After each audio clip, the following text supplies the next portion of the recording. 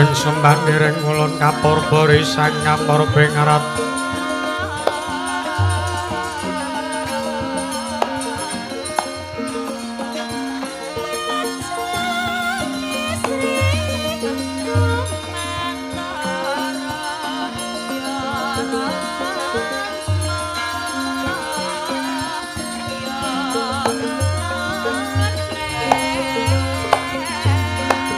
mring sanan ingkang mring kanan sieng tasih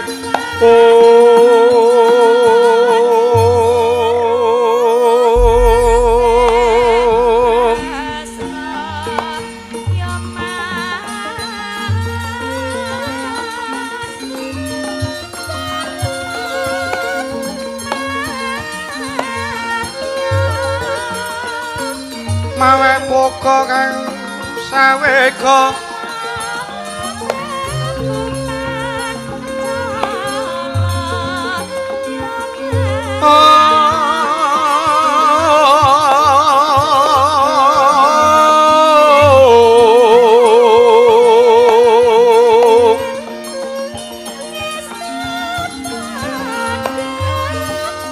masireng telahan nyewang kanan mamuju nyewang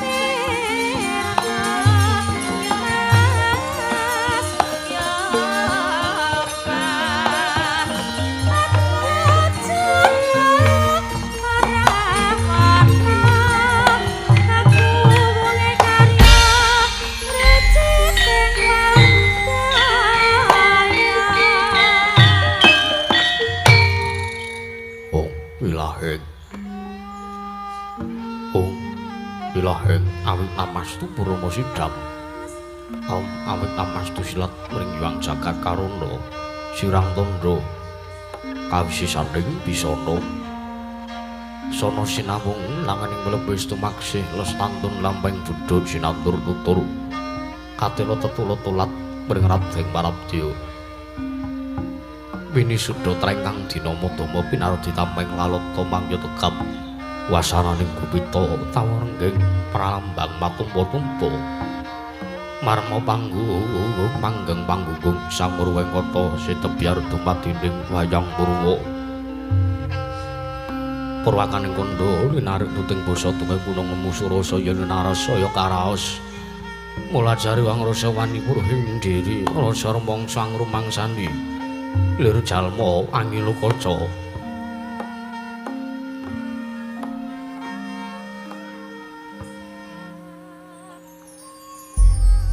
jarwe muksa cari tolo berjawus gemelar jering pagliran ya Gusti Jatira mirsan pagelaran inggih purwa Surya Candra ndarung Hyang Kartika wis kenur putra teng kawasa sahari ratri angidri bawana perwateking duksina gilir kemandi temat dadi petanganing dina sasi warsi windu kang sarta abad Rodong lantang karo tumangkar toya sinirambun toya jawah pating rempyah dado pandang kutu-kutu walang katuga burono yang buraja dado branan tanpa wicalan pandang terawan sang bang renang kang arsa murbawani jagat mungguing jagat weton tumunggung-unggung ungging kalengan mugara bang merengang alamun kausayan dilat-dilato bumi saya tangi semerup sang bang arko katon sebelakanan kuning abang esmu jenar kapurbawan sinari sang Hyang Basanta tanem tu katon ijo royo-royo amangku gunung ingkang biru moyo-moyo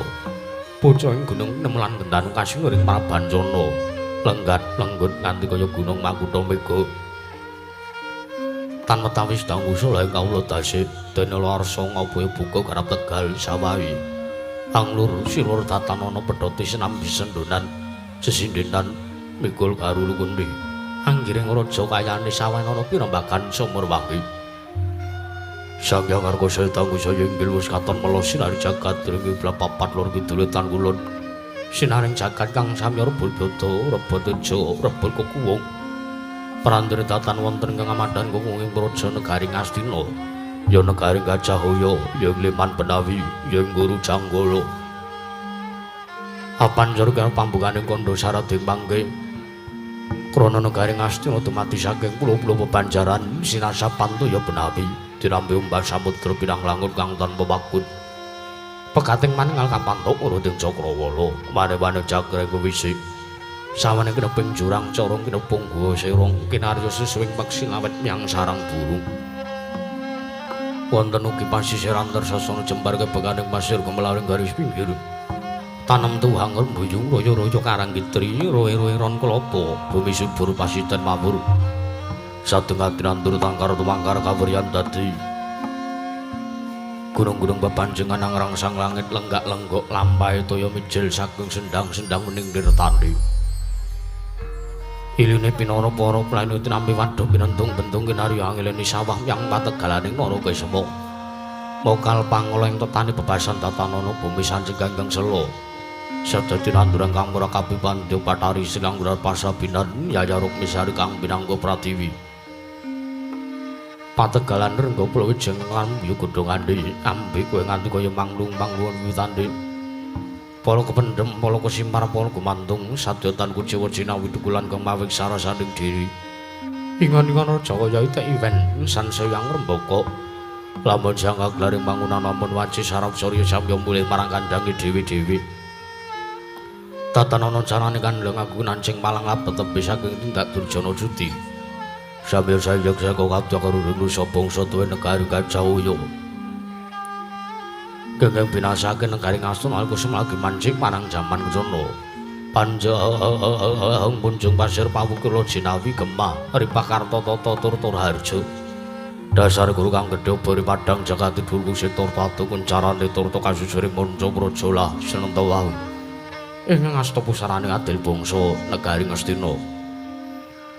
Menang rodanu Camodasa namaning Sang Nata Dasa 10 nama semestani jejuluk Sang Nata Prabu Duryudana, ya Sang Prabu Jakabitana, ya Sang Jayawitana, ya Sang Kurawendra, ya Sang Dastarastratmaja, ya Sang Gendari Suta, ya Sang Tripamangsa, ya Sang Prabu Gandarya. Nalendra waktu bumenggung jajakakan kautamani sajuga lenggah madaring dampar jana, ora mantra-mantra sipating Bathara. Daya tiwaning kasugihan Sang Hyang Bathara Kuwirang Jawanta binayang bayang sang janing para Hapsara Hapsari kawis ketinggal manggu tanggu Jaka Paloro loro datan kantun rawipun Sang Hyang menuntut tungguling para jan Garing Ngastina sang janing para pinisepuh nujung Brahmana Pandhita anengging ketingal lenggah wonten samadaning kedaton negari Ngastina anenggih Pandhita Ngetal Kandha Sang Mahatma Resiwara Bisma. Ingkang eyang saking Sang Prabu Duryudana mengkeraken panjenenganipun nujung negari Ngastina Pandhita saka lima Sang Tapa Begawan Durna. Ya Sang Kumbayana, ya Sang Bharatwaja Putra.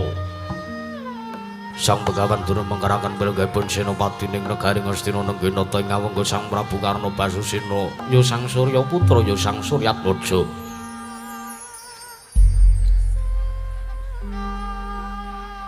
Manglu-panglucitaning driya bisawanipun pepatih negari Ngastina minangka Rangkanata pidalaming plasa jenar. Nenggih Sang Rikanapati Arya Sengguni Arya Sumban ya Raden Rikantalpati. Pangurung sowan minangka pamungkasing driya pasewakan negari Ngastina. Nenggih Satriya ing Tirta Tinalang. Nenggih Sang Raden Arya Kartamarma. Para kawula samya kantheng pasisiran jejel riyel rapat pepet bibit prasasa tatopan denggul tatan paselo labet sekadhaing para seba ing jaya mludak gendera ronteng bulung-bulung ketrangen danu nyayai mondeng mangsa labuh payung megar mending jamur barat ing mangsa rendheng tumbeng ngrangap kojati ngarani mangsa katiga pranduri tinggal tidhem sinem madaning pasewakan negari Ngastina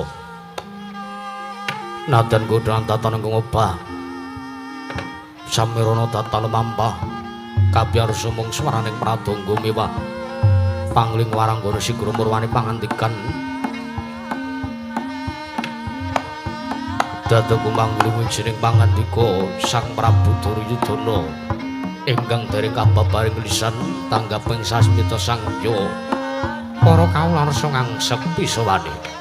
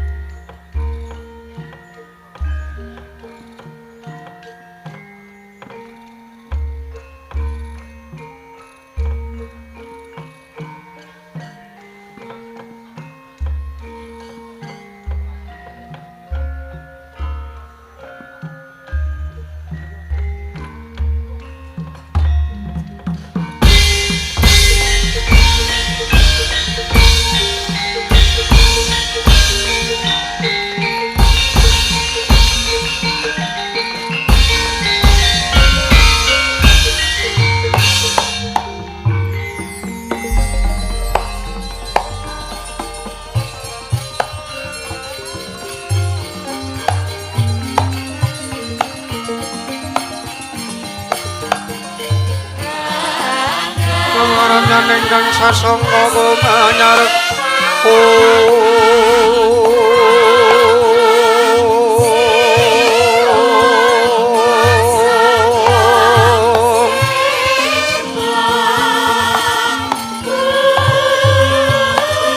mangkara ning puri mangken tanpa sireng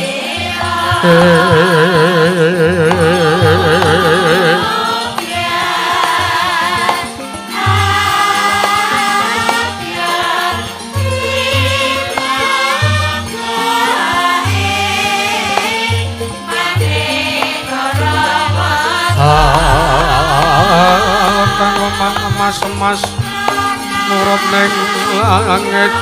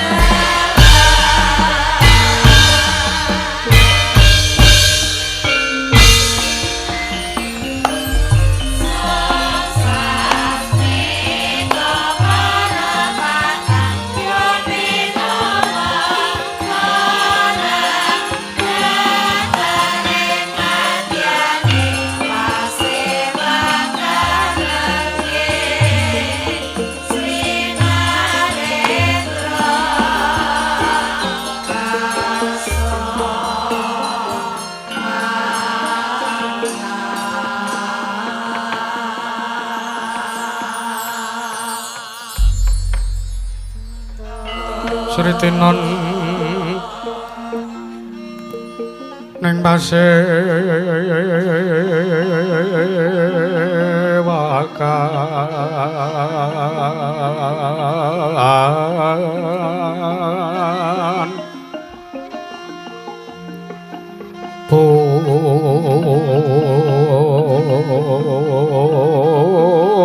busana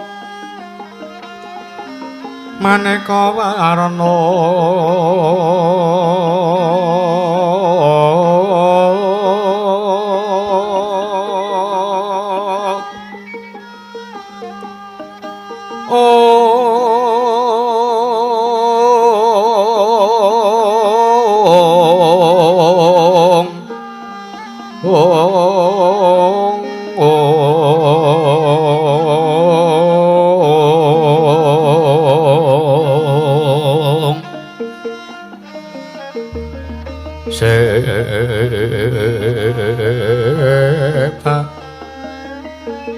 pos peteng udyono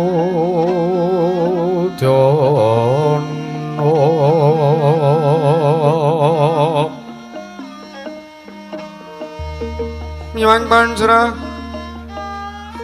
sarawarukma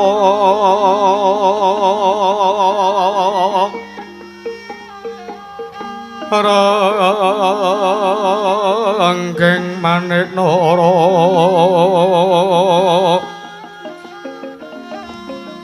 narawata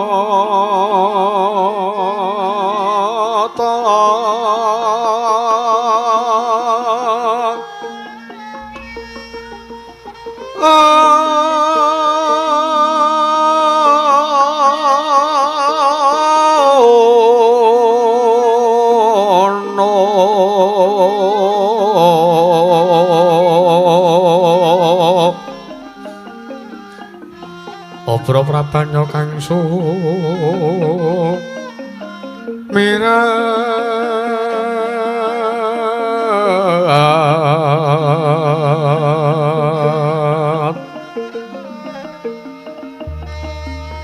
kenyaring teksa laliwaran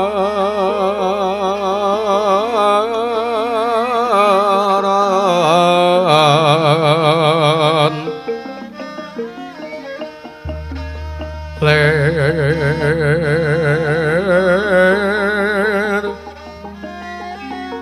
ki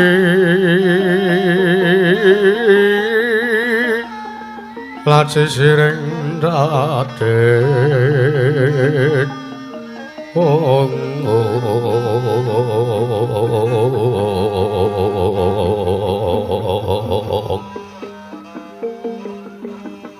wimba kekandha amrek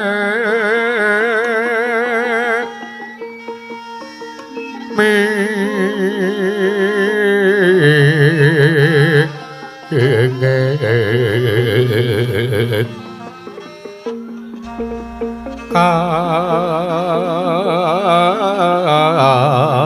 katiupeng mak rota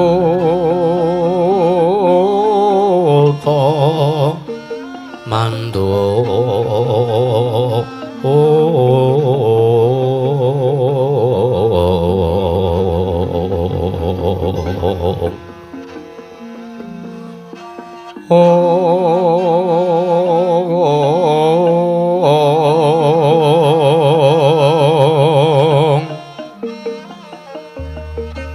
saparan mangambar kongas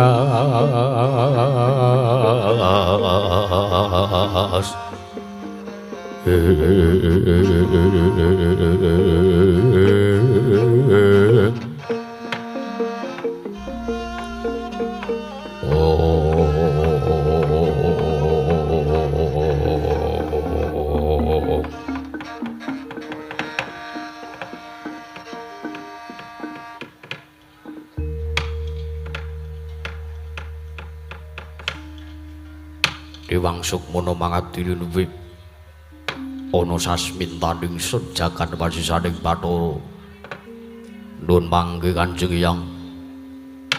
Hyang Mahatmara Siwara Bisma Ketal Kondo sarawa patuko Kanjeng Hyang Bisma wonten Datulaya Praja Negari Ngastina Kanjeng Hyang ingkang wayahipun Jaka Pitana ngaturaken sembah sungkem ingkang wayah kunjuk wonten ngarsanipun Kanjeng Hyang Bisma Ketal Kondo Kanjeng Hyang Mahatmara Siwara Bisma Ong Mastrama Sidam sing aring bawana langgeng ya kula putu Prabu Duryudana nggih sira wayah Prabu Jaka Pitana ing Ngastina ngaturake sembah sungkem ana ngarsanipun Hyang wis puniyang tampa gawe lega-legawanipun Hyang tiba sepadha-padha nggih kula putu Prabu ora lewat puniyang ngaturake salam taklimipun Hyang kunjuk ana ngersane putu Prabu Duryudana putu Prabu Jaka Pitana Kanjeng Hyang Mahatmara Siwara Bisma iki Pareng pangestu patuko selam taklim sampun kula tampi. Akarya canjang bucahing peni demawing wijang rumeketing pertuyu. Saestu ndadosaken cahya nur cahya daging rakaijanan. Kanjeng Hyang boten langkung kaskecan lenggah patuko Kanjeng Hyang Panporsi Wara Bisma wonten praja negari Ngastina Kanjeng Hyang. Ya nggih Putu Prabu kaya wis ora kurang prayoga praptanipun Hyang. Anggonipun Hyang lungguh ana ing Datulaya Praja Negara Ngastina. Putu Prabu nun mangke Bapa Penemban. Bapa Penemban saka lima Bapa Penemban Durna. Sarawipun Bapa Penemban Kumbayana ingkang putra ngaturaken puja pangasta mugi kunjuk Bapa Penemban Durna. Astaka swala sila pertapa samorante hawala gamanaga kula kaprit kantil pututing selikur. Kula anak-anak inggih nggih anak Prabu Jaka Pitana. Amiji dumateng wiswanipun ingkang Bapa ing Sukalima nggih. Salam taklim utawi pudya pangastawa sampun ingkang Bapa tampi akarya bombong tiasmanahipun ingkang Bapa. Mboten langkung kula ngaturaken puji astuti lestari wonten ngersanipun paduka anak Prabu Jaka Pitana. Mugi anggenipun lenggah wonten ing Damparcana negari Ngastina sageta mangke rahayu wilujeng widatane sambi kula mboten wonten alangan setunggal punapa anak Prabu Jaka Pitana. Bapa Penemban Durna iki sampun kula tampi mugi ndayanana marang kasantosan lair lan batosipun ingkang putra. Boten langkung kasekecana lenggahipun Bapa Penemban Durna. Kula anak-anak sampun mboten kirang prayogi anak Prabu Jaka Pitana. Nun mangke Kanjeng Hyang mesti mawon damel kaget mana paduka Kanjeng Hyang Bisma ketal kondo. Teka dinten samenika ingkang putra pun Jaka Pitana angaturi rawuh paduka Kanjeng Hyang Bisma ketal kondo. Mesti kemawon tuwa tandha pitaken salebeting manahipun paduka Kanjeng Hyang Bisma. Kanjeng Hyang Putu Prabu wonten timbal ing kadhawu. Yektine pancen uga akeh sartane tuwa tandha pitakon sakjerone manahipun Hyang. Teka wektu dina iki Putu Prabu nimbali kelawan sowanipun Hyang kamangka beda lan adat sing wis kelakon. Pendak-pendak Putu Prabu nganakake pasewakan kuwi sing dirembug nalika mung ngrembug babakan patine para Pandhawa. Nanging ngene Blaka Suta Blakutang terus tangwae pun Hyang ora nutup-nutupi pun Hyang walaka ana ngersane Putu Prabu Jaka Pitana. Kalamenta kaget sartane bingung. Manahipun Hyang uga bombong sakjerone atine pun Hyang ngetal kandha. Teka wektu dina iki beda lan adat sing wis kelakon janur gunung Adingaren. Iki sawanipun Hyang tinimbal ana ing Praja Negara Ngastina iki disuwuni priksa sartane pun Hyang disuwuni supayane mejang ana ngersane Putu Prabu kepiye seranane nggone nggayuh wujuding wahyu kanarindran. Putu Prabu perkara kang mangken iki gawe bingung sartane gawe mongkok uga bombong penggalipun Hyang. Teka Kurawa kuwi urung tau sepisan bae nampa sartane nggayuh wujuding kanugrahan arupi wahyu. Teka wektu dina iki Putu Prabu Jaka Pitana nimbali sawanipun Hyang kapurihipun Hyang mejang ana ngersane Putu Prabu Jaka Pitana kepiye saranane nggone bakal nggayuh wahyu. Nggih. Pun Hyang mongkok, pun Hyang seneng sartane bombong penggalipun Hyang ngetal kandha. Nggih, matur sembah nuwun Kanjeng Hyang. Pramila Kandhing sampun cetha terwaca pamintanipun ingkang wayahipun Duryudana supados sarawipun Kanjeng Hyang Bisma menika amejangaken kados pundi serananipun anggen paduka utawi ingkang wayah kepengin gayuh wahyu kanalindran ingkang sinebat wahyu cakraning rat. Iya. Ing pengangkahipun manahipun kegayuhanipun ingkang wayahipun Jaka Pitana menawi ngantos ingkang wayah samangke kasinungan wujuding wahyu kanalindran ingkang sinebat pun wahyu cakraning rat ing panggayuhipun benjang satedhak turunipun Prabu Duryudana badhe nglajengaken turas keprabon negari Ngastina lintir gumanti keprabonipun Ingkang wayah pun Jaka Pitana samangke satedhak turunipun ingkang wayah pun Gendari Suta. Pramila Kanjeng Hyang. Kadang paduka sampun rawuh wonten Praja Negari Ngastina. Monggo sumawi kula aturi amejang kelan ingkang wayah kados pundi seraranipun anggenipun badhe nggayuh wujuding wahyu cakraning ngerat Kanjeng Hyang. Ya. Yen ta wis cetha terwaca dawuh wayah Prabu, saiki pun yang mung arep matur. Wong sing nggayuh wahyu utawa wong ingkang kepingin kedunungan wahyu mono piandele mung 3. Piyantunipun namung 3. Ya, ingkang sepisan ya kuwi Jajak. Ingkang sepisan mergo Jajak. Ya. Ingkang ping pindhone Jujuk. Banjur ingkang ping telune Jejeg, teges Jajak. Jujuk sartane Jejeg kuwi kudu diduweni kelawan nanggane titah utawa kudu tukul ana sakjerone penggalih titah yen to dheweke kepengin kesinungan wahyu. Inggih. Ingkang sepisan sing aran Jajak. Jajak kuwi tegese apa? Jajak kuwi tegese kudu iso mangerteni marang cetek jerone kahanan. Ya jati dirine pribadi.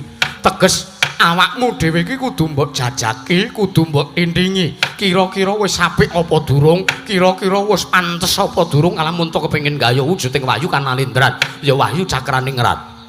Nggih. Kuwi Jajak. Sabanjure Jujuk. Jujuk kuwi kudu tansah anjujuk utawa anuju marang tingkah laku tindak tanduk munamuni Solabawa. Kuwi kudu dijaga. Kuwi aran Jujuk. Teges Jujuk kuwi kudu njujuk marang bab ingkang prayoga sartane nyingkiri bab-bab ingkang asipat candala budyangkara. Kuwi Jujuk. Nggih. Banjur ingkang 3 Jejeg. Lah iki sing angel nggih. Angel digayuh dening saben titah, ora saben-saben titah bisa nglakoni Jajak, Jujuk sartane Jejeg. Jejeg iki bisa krasa yen to sepisan dheweke wis njajaki, ping pindhone dheweke wis njujuk marang perkara kang prayoga, patrap sing becik, kudu iso njejegake. Nggih. Teges yen to wis iso njajaki kelawan jati dirine, iso nintingi kelawan awake dhewe, sartane ping pindhone iso njujuk kelawan marga ingkang bener, kudu iso tansah njejeke. Teges ora mingkuh. Oh sartane ora wola-wali sing dadi ngendikane, ora min-slamecle sing dadi guneme. Kuwi Jajak, Jujuk sartane Jejeg. Lah saiki aku tak takon karo Putu Prabu Duryudana. Apa kira-kira nggonmu ngregem piandel 3 kuwi mau apa kira-kira wis mbok pikir kanthi tenanan? Apa nggonmu arep kepengin gayuh wahyu kuwi mungkin arya abang-abang lambe? Apa nggonmu kepengin gayuh wahyu cakraning rat ki pancen lahir batin tenan? Kanjeng Hyang, Piye Putu Prabu? yektosipun sampun lair lan batos anggenipun ingkang wayah pun Jaka Pitana anggenipun badhe gayuh wahyu cakraning rat. Katitik samangke sampun kula tatahi lair lan batosipun ingkang wayah pun Duryudana. Malah kula ngaturaken panuwun wondene patu Kanjeng Hyang sampun amejang dhumateng ingkang wayah. Ya, siji ngene nggih, siji meneh pun yang ngimbuhi lan apa kang dadi aturipun yang ana ngersane ku Putu Prabu. Nggih, kados pundi Kanjeng Hyang? Wong sing arep gayuh wahyu kuwi kudu gentur nggone nglakoni prihatin.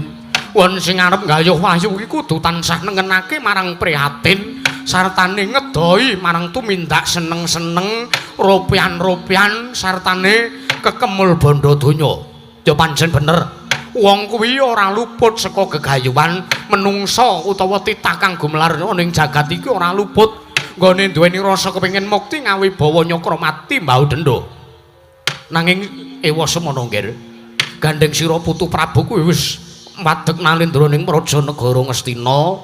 Jeneng sira Putu Prabu Jaka Pitana kuwi wis kekemul bondo donya, derajat pangkat tumpuk matumpa-tumpa sugihmu. Nanging ndak jaluk yen to pancen wis lahir batin tenan kekarepanmu.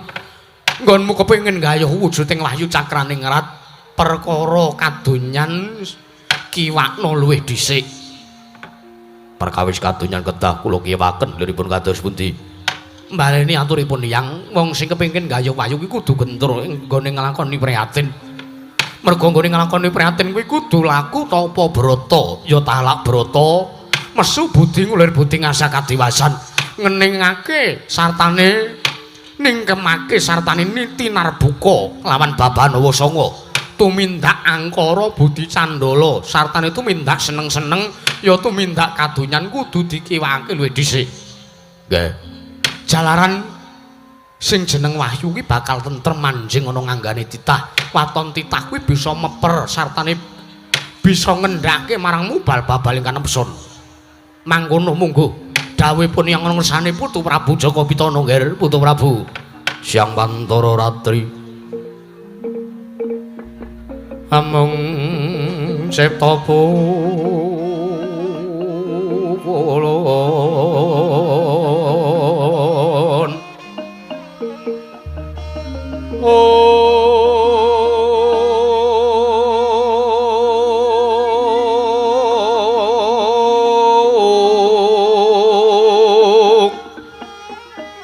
Tanana liyan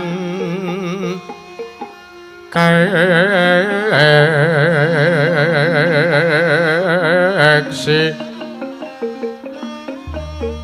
mila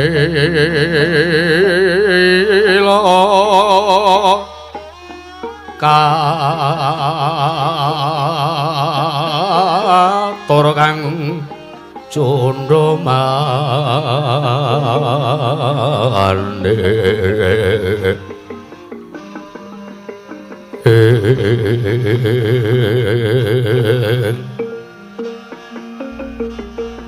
prasasatra kang ulun kang sumembah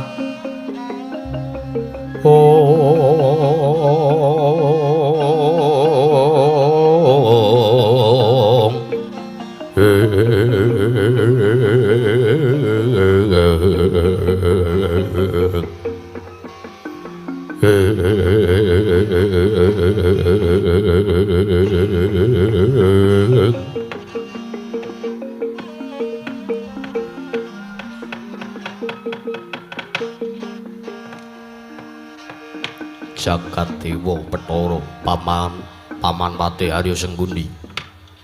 Kawula nok-nok ninggih nggih anak Prabu nyawa-nyawa jimat sesembahan kula ingkang paman sumadong dawuh. Paman wonten timbalan. Kaget ara sing manahipun ingkang putra pun Jaka Pitana. Sareng nampi sabda pangandikanipun Kanjeng Hyang Bisma Ngetal Kandha. Bilih anggenipun ingkang putra kepengin gaya wahyu cakraning rat utawi wahyu kanalindran. Kedah laku tapa brata laku priatos. Miturut pamanggipun Paman Pati Arya Sengkuni kados pundi? Nuwun sewu Lunggir ingkang Bapa sumela atur. Nggih, Paman kasumanggaken. Kula kinten menawi paduka anak Prabu Jaka Pitana menika kepengin gayuh wujuding wahyu. Menika kula metangaken wonten ing kalih perkawis. Kalih perkawis inggih. Sepisan kula nuwun sewu. Wahyu menika menapa wonten wujudipun nggih? Ya kula kinten boten wonten wujudipun. Jalaran wahyu menika tukul saking salebeting manahipun pribadi. Inggih. Ingkang angka kalih menawi paduka anak Prabu Jaka Pitana menika badhe gayuh wahyu. Kamangka kula nuwun sewu. Miturut petanganipun ingkang bapa ing kepatihan menika, tiyang ingkang kasinungan wahyu menika inggih tiyang ingkang nggadahi derajat pangkat sugih brana picis tumpuk matumpa-tumpa. Gesangipun wonten ing alam madang menika saged mukti ngawibawa Nyakrawati ambau dendha menika tiyang ingkang sampun sinebat kasinungan wahyu. Nggih. Lan sepisan malih kula nambahi ingkang bapa menika metang kula nggelar kula gulung sartane kula menggalih. Napa pantes ning atasipun paduka menika piyayi agung, priagung paduka menika drajating Nalindra. Kok ndadak laku tapa brata ketayalan laku prihatin nuwun sewu nggih. Mbok sampun boten susah gayuh wahyu lenggah kemawon wonten dampar Kecana Negari Ngastina. Wahyu menika sampun marani dhateng ngersanipun anak Prabu Jaka Pitana boten susah dipun gayuh. Wahyu menika sampun madosi dhumateng angganipun anak Prabu Jaka Pitana jalaran mituratipun ingkang bapa ing kepatihan. Kula bali sepisan malih tiyang ingkang kasinungan Wahyu menika ugi tiyang ingkang wonten ngalam madang menika gesangipun mukti ngawibawa Nyakrawati mau denda. Nggih. Kamangka kula nuwun sewu. Anak Prabu Jaka Pitana menika derajat ugi sampun boten kirang, pangkat ugi sampun boten kirang. Brana picis lho nggih nuwun sewu. Kasugihan bondo negari Ngastina menika seprapat jagat kagunganipun paduka anak Prabu Jaka Pitana sedaya.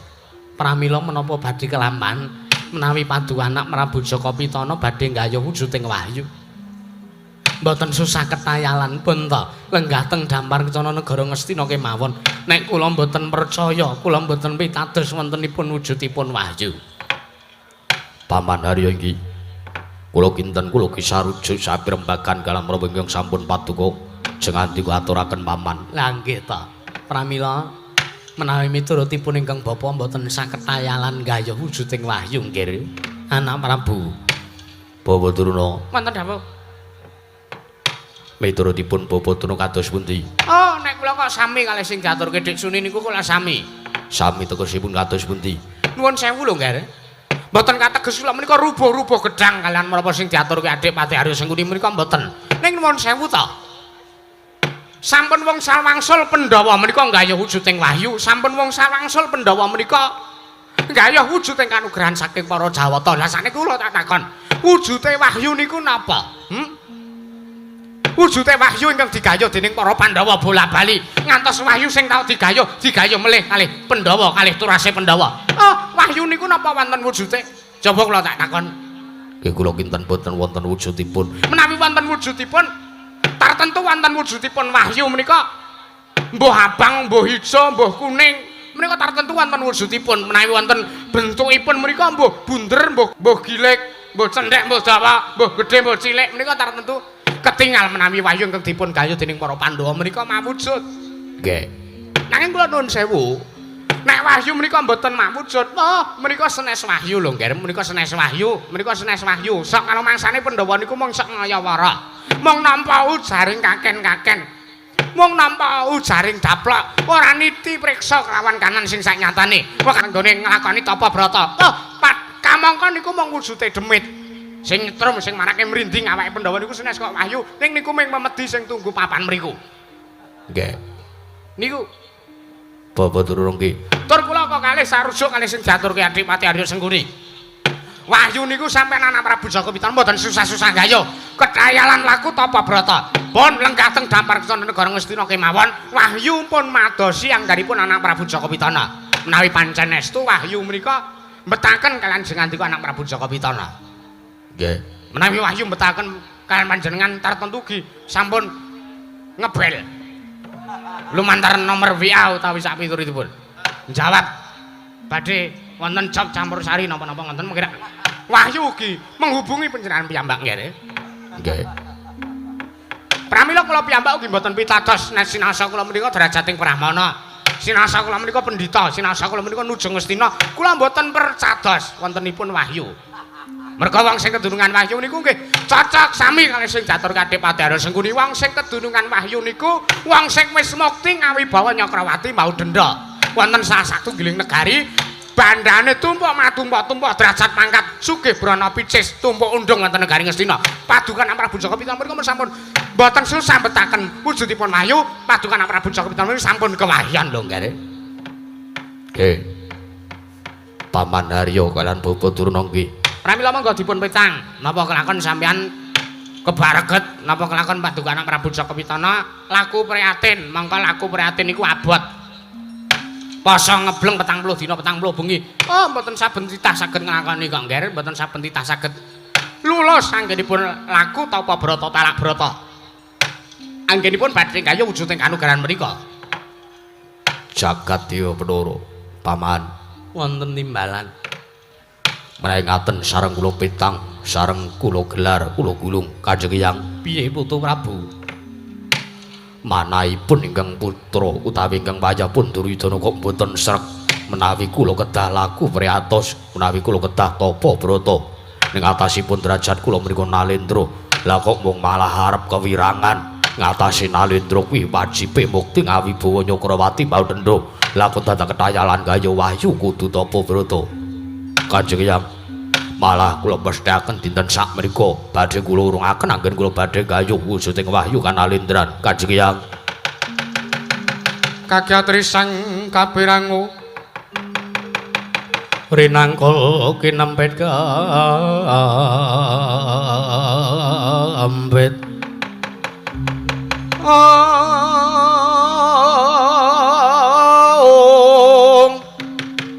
dosang retnaning bawana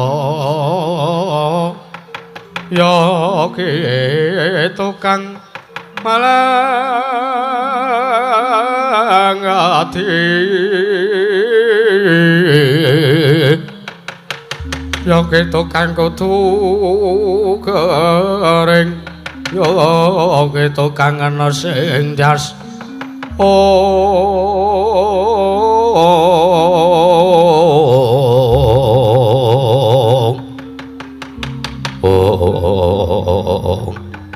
Wilah Ung Mas Rama Sidam sekaring bauna langgeng Putu Prabu kaget penggalipun yang bareng pun yang mejang daki-daki kaya ngono ana ngersane Putu Prabu Jaka Pitana ning sira malah taren karo sing jenenge Patih Sengkuni Duryudana lah padha karo nasibmu ki wujude iwak kecemplung wuwu wis bener kowe ping duweni gegayuhan wis tinarbuka penggalihmu kepengin gayuh wujuding Wahyu Kanalendran wis tak mejang sira Putu Prabu njaluk dawuh ngono ngersanipun ing Ngetal Kandha malah wis tak wenehi wejangan sing kaya ngono ora mbok petang ora mbok gelar ora mbok gulung ora mbok pertimbangke kowe malah njaluk iku pamrayoga saka Patih Sengkuni karo Begawan Durna. Aduh Duryudana.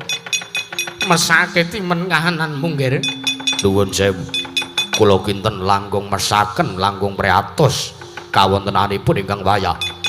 Menawi kula ngantos derajat kula Nalendra tumuli kula laku tapa brata, kula ketayalan, kula ngraosaken rekaos. Kula ngrasake urip perkasa mung mergo kepengin gayuh wujude Wahyu sing tanpa wujud. Tanpa saged dipun raosaken dening manahipun ingkang wayah pun Duryudana. Ya wis, ora dadi ngopo. Ning ngene lho, Nger. Aku arep nyuwun prisa ngersani anak wayah Prabu Jaka Pitana. Kados pundi? Apa nggonmu kepengin murungake lehmu gayuh Wahyu ki apa wis mbok antepi tenan? Sampun kula antepi. Ginanipun menapa kula ketayalan menawi wujuding Wahyu utawi Wahyu menika mboten wonten wujudipun. Boten saged kula regem, boten saged kula ginaken, boten wonten ginanipun sinaosa kula sampun nglampahan gayuh wujuding Wahyu Kanalendran. Ya wis. Wis mbok antepi tenan, sampun kula antepi. Lahir batin, lahir batos. Ya wis ora dadi ngopo. Malah ndak rasa yen to pemanggihmu kaya mangkono sira Putu Prabu duweni igo sartane duweni patrap sing kaya mangkono salah bawamu kaya ngono.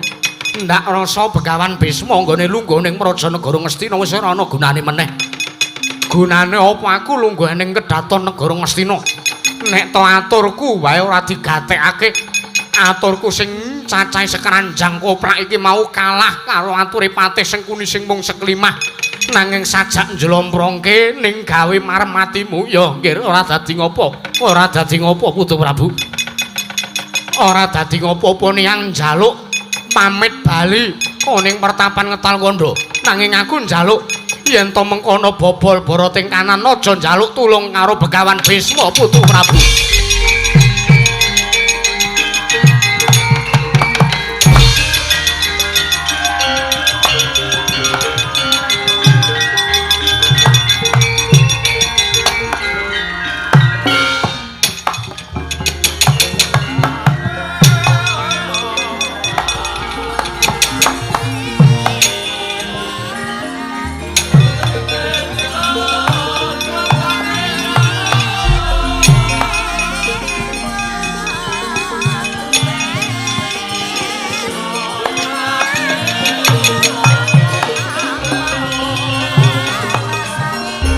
Nalendra bab marwa sing sang katri gumulung pangrompak ing wadya Kartakara Kartakara reka kiri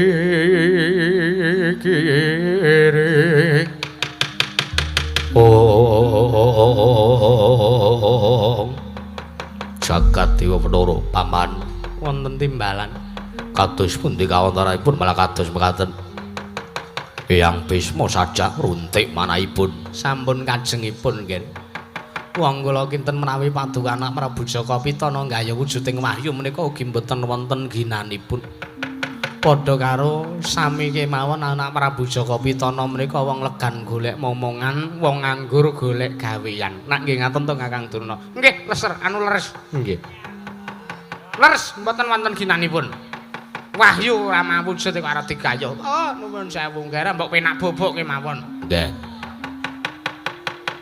mangga kula aturi amenggalih Subatana Nalindra kok kon laku tapa brata niku kados pundi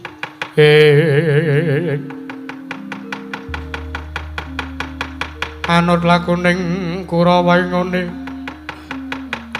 ngelingono patine Risang Abimanyu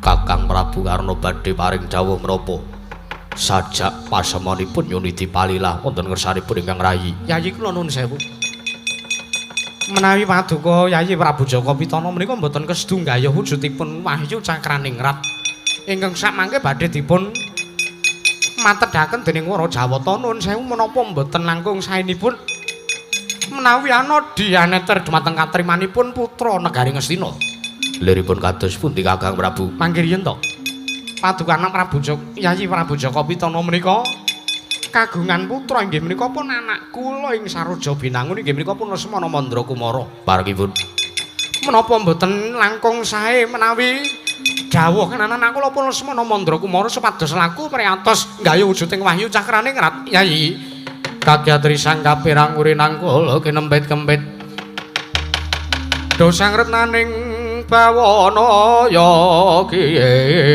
tukang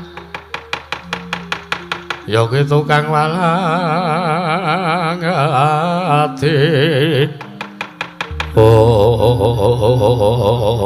jagat dewa Bathara Kakang Prabu iki sareng kula petang-petang sareng kula gagas ngendikanipun Kakang Prabu Surya Putra menika estu mandes nancep wonten manahipun ingkang rayi nggih Pamadarya wonten timbalan menawi kula mboten sarujuk sartane kula mboten purun menawi kula kedah nggayuh wujuding wahyu inggih monggo kula aturi bali nglarapaken sawanipun anak kula pun Lesmana Mandra Kumara sak menika nggih benjang-enjang lho ya iki sak menika Paman Pati Arya Sengguni oh inggih nek ngestaken dawuh keparing nyuwun pamit madal masilan ngatos-atos sampun ngantos kados lare alit Paman Pati Arya Sengguni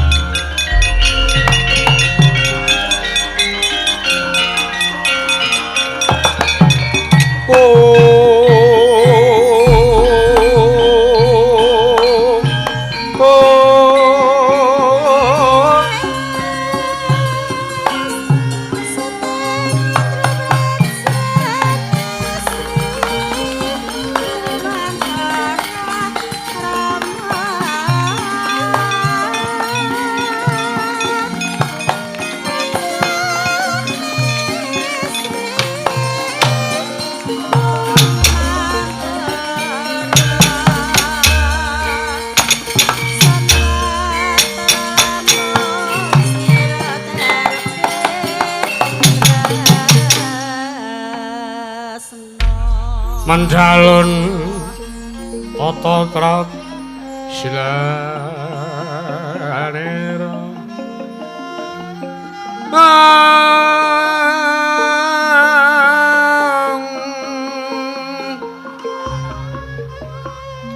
ngajamakan astanira kalih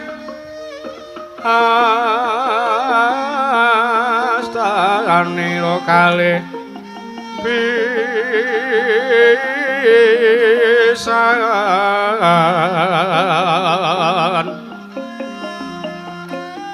yen ngantika magawe pranta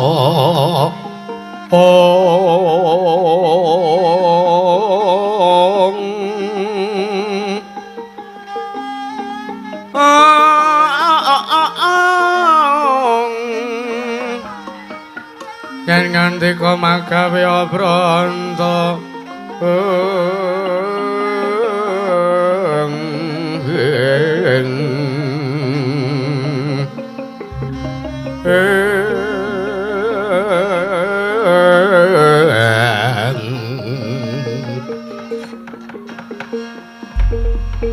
jagat pangestu ngara pamanarya wonten timbalan anak Prabu. mriku anak kula Lesmana saking pundi? Lha keteka wonten bathukipun wonten wujudipun mriku napa? Niku senter anak Prabu. Wela jagat Dewa Bathara saking pundi anak kula paman? Wau kula padosi teng kesatriyan mboten wonten. Sareng kula tinu sawah lah kok awayah Mas Lesmana Mandrakumara niku nyuluh kicot.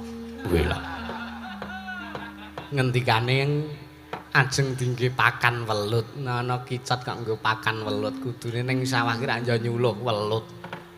Pramila teng bathuke niku nuwun sewu wonten ponang senter ingkang tasih tumemplek anak Prabu. Monggo kula aturi andang paman Harya nggih. nggih. Anak anung-anu nita bocah mursid isa mikul dhuwur mendem jero aja mung kandung ring pangucap nang kababaro dadi pakarti. Lesmana anakku bocah bagus padha kanthi raja sapraptanira anakku Lesmana Mandrakumara. Nun amit masang Kalimantap tinebih naing laduni dumawaing tawanto wang linepat ing tolak manuk. Nuwun sewu wayah Mas, tolak manu Rama Prabu Basudewa Duryudana Rama Prabu Duryudana Ram Paduka miji dumateng sawanipun ingkang putra ing Saraja Binangun wilujeng sawanipun kang putra Rama Prabu. iya slamet kamu kir Slamet wilujeng kula ngaturaken sembah sungkem bekti kula kunjuk sanepa paduka Kanjeng Rama Prabu Jaka Pitana Ramana maling. iya anakku Lesmana Mandrakumara tak tampa ora lewat pangestune wong tuamu wae tampanana. Yai Nakna ninggih sampun sanget anggen kawula mundi dadosna jejimat paripe dayanana ing kasantosan parang pangestu paduka Kanjeng Rama badhe kula cancang pucahing remi. Bocah ing weni Kula cancang pucahing weni dumawaing wijang rumeketing wardaya saestu ndadosaken cahya nercahya daging rah kayiwanan Rama Prabu. Lesmana ya Nggih, sesuk meneh ora sah dadak kowe nyuluh welut kowe iki anak ratu kok dadak ketayalan turun sawah. kajengipun kula rekane pengin merakyat. Ya wis ora dadi ngopo Rama piye nggih damel kaget nimbali sawanipun ingkang putra wonten wigatos menapa Rama? Lesmana Wonten timbalin.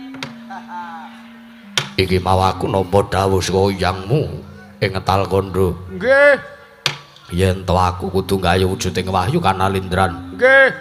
Nanging bareng tak pitung ora pantes ngatasipun Rama iki Nalindra tuku datang ketayalan. Laku tapa brata laku prihatin. Mongko wong prihatin kuwi angel sartane abot sanggane. Kepareng paduka Kanjeng Rama kados pundi? Ger. Kowe tau tuh supayane gayuh wujuding wahyu cakraning rat ya wahyu Kanalindran sing bakal tumedhak.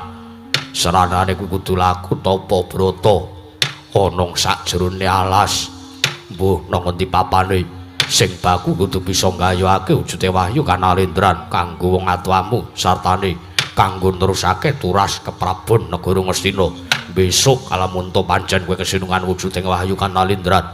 Mula sowanmu iki tak dawuhi supayane wektu dina iki uga kowe budal nggayuh wujude wahyu cakraning rat nggih anakku Lesmana Mandragumara.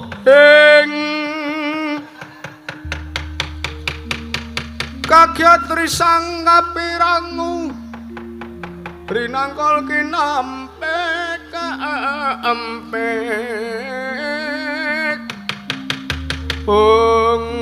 waduh Rama Prabu jan-jane kula nek kon nglakoni tapa brata niku gelem-gelem moh Lire piye? kadang kalane sok akeh semut dadi kula memeng kula lungguh sila tumpang kok dikruyuk semut niku rasane larane ra jamak-jamak. Ora usah wedi, ora usah kuwatir. Mengko sing bakal ndereke kowe ana eyangmu ing saka 5. Eyang Durna. Putuku Lesmana Mandragumara Anggeria. Mengko aku sing bakal ndereke sartane ngetutke kelawan sak laku jantramu nggon mulaku tapa brata gayuh wujuding wahyu cakraning rat. Nggih pun. Nek ngaten wekdal sak menika kula nyuwun pamit madal wasilan Kanjeng Rama. Hati-hati aja kowe bocah cilik. Lesmana. Nggih non.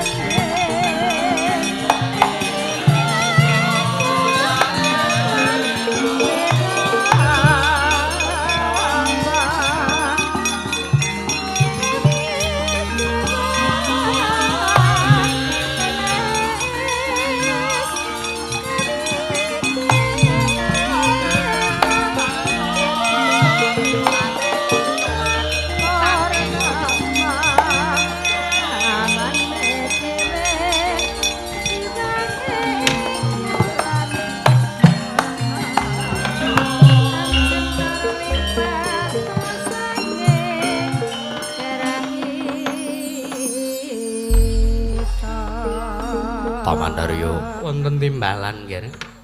kula kok ora dimangu-mangu kalaran aku lho pun Lesmana Mandragumara. Sampun to. Sampun waskwata, sampun ngantos sumelang. Mengke kula kalian Kakang Durna kalian para Satakura ingkang badhe ndherekaken tindhaipun wayah Mas Lesmana Mandragumara. Nak Prabu sampun ngantos kuwatos lho, Nger. Sedaya ingkang sampun linaman dumateng putra paduka pun putu kula Lesmana Mandragumara menika ugi sampun dados pepesthine kodrat. Mbok bilih menawi ketrima gesangipun putu kula pun Lesmana Mandragumara samangke satemasaken gayuh wujuding wahyu cakraning Ratanan Prabu. Bapadura iki. Nggih. Kakang Prabu Karna Wonten timbalan Yayi. babar pisan kula pasrahaken dumateng paduka dumateng keselamatanipun anakku lho pun Lesmana Mandragumara. Ih, ngestaken dawuh. Kartomarma wonten timbalan. Babaru kang padha sebo jeneng Sanadya Kundrang Ngedaton kaya sempurna kadring pananggilan. Ya nun ngestaken dawuh. Kepareng kula nyuwun pamit madal wasilan Koko Prabu sing ati-ati aja kaya bocah cilik. Kadangipun Kakang Dimas Kartomarma. Purna katining pananggilan. Arsa sang nutu kundurang adoton sok saking dampar kesoro kinapit gambaran gading gadarakan sang janing peromban jadi manggung tanggung soko paloro-loro ingkang samyong ngambil upacaring prabot kawisa saking Mandra tindak nyosang Sri Naranata lampun katon saking Mandrawa tansah sesanti kambulyane